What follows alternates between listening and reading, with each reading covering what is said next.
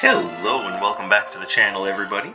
My name is Dark Sage Walker, and I've had a rather interesting day today. This is one of those days where I was supposed to work, but my back has been giving me problems, so I basically just spent the day laying down and took a nice warm shower and a couple of painkillers and just tried to kind of ignore the world.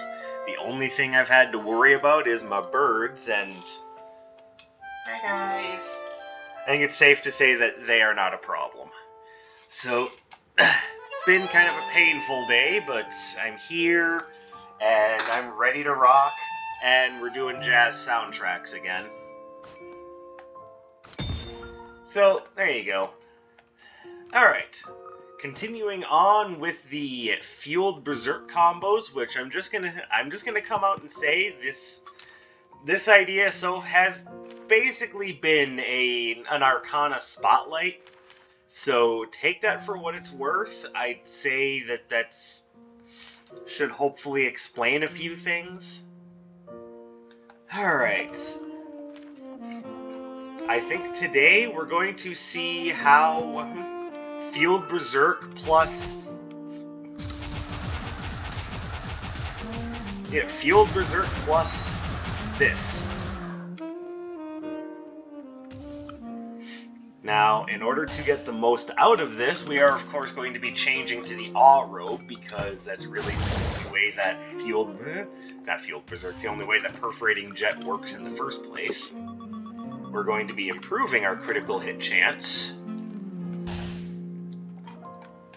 So now that brings up the idea of what else goes well with this. Well, I would say Thunderline is going to be a great way to get some defensive utility out of things. And I'm trying to see if there is anything that... Actually, well, no, because I have a lot of wind already, and it doesn't really matter. Yeah, I think the best things for this would be something to give me some coverage. Because I'm going to be spending a lot of time dashing away from enemies, so I think Razor Burst or Thunderline or Frost Feint are my best options. I'm going to go with Frost Feint. Obviously, we have to keep Fueled Berserk. Now, what do we put here?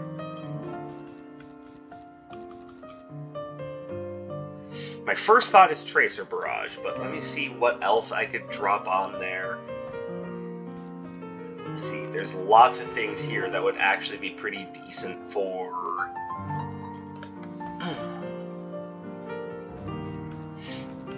for kind of a ranged critical sort of setup.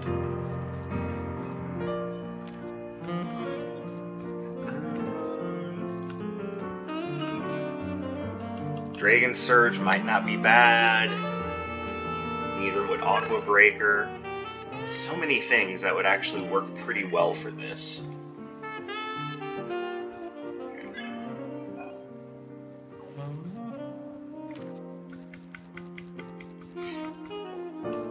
Like, I'm kind of thinking I want to go Frost Fan, but I'm not sure about that.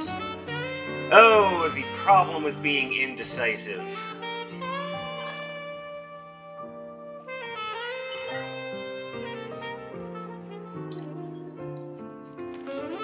I think, after giving it just a little bit of thought, I'm gonna go Frost Scimitar.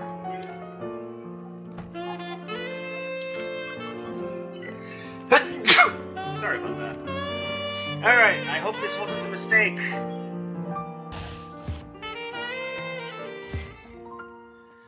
Alright, so let's go ahead and get our gold. Alright, as per usual, we'll be grabbing the retro floor plan because that's generally my solution to economy problems in the game, is to make sure I get an overwhelming amount of economic value out of things. And the best way to do that is to put myself in constant mortal peril, because the hell with it, why not? There's a lot of these lobby cursed items that I haven't tried out yet, and the interest is there, but, you know, one major project at a time, please. Alright. Considering the greatest source of my damage is wind, we are going to want to start at the Sky Palace. Not that that's going to, you know, show up. Here we go.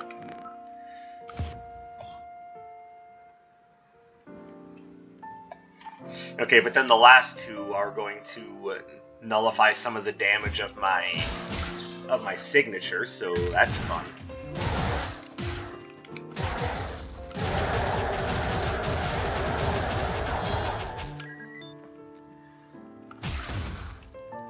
Alright, so I can already see that this is going to be a run about just keeping enemies lined up.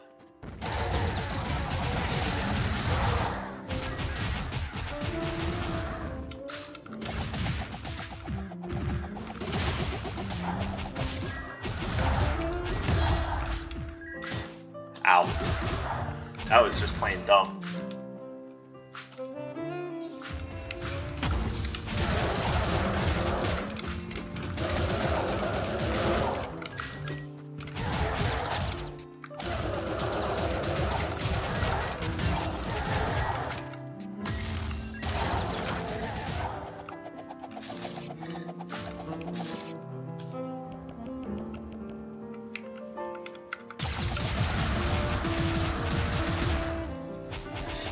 Hey, this is a really weird run, I'm not gonna lie.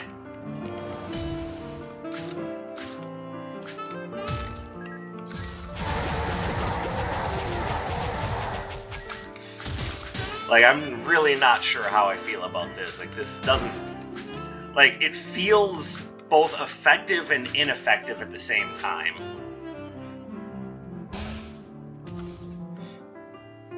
Like, how do I even quantify that without sounding like an idiot? Also, I don't really want any of those, because again, the last two enemies are going to be resistant to water-based attacks. Breaking Twister might be worth it, though. I'll have to think about that one. Okay, what I'm finding is kind of letting this idea down is that Perforating Jet's got a really narrow strike field. The narrowness of the hitboxes are making things very difficult.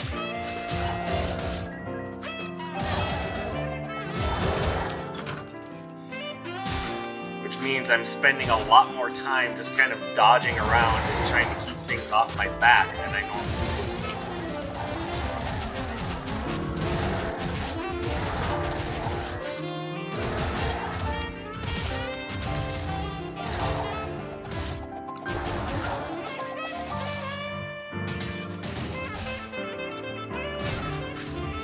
This is...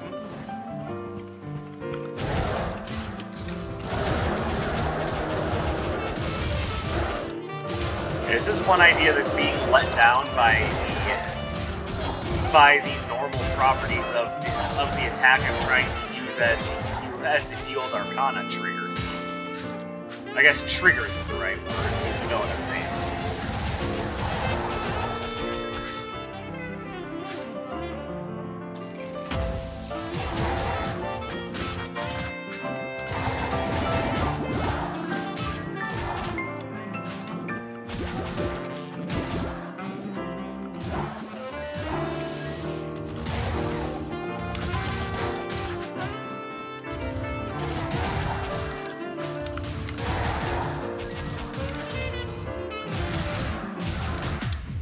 Oh my god. Okay, so is it just me, or is this one of the worst things ever? Like, I'm not entirely sure what to say about this. This is one of the most embarrassing game overs I've ever had.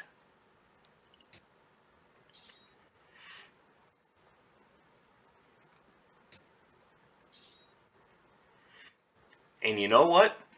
Even though it's super embarrassing and really, really stupid, I am going to leave it. Because I think I think this very much shows what's wrong with using Perforating Jet with Field Berserk.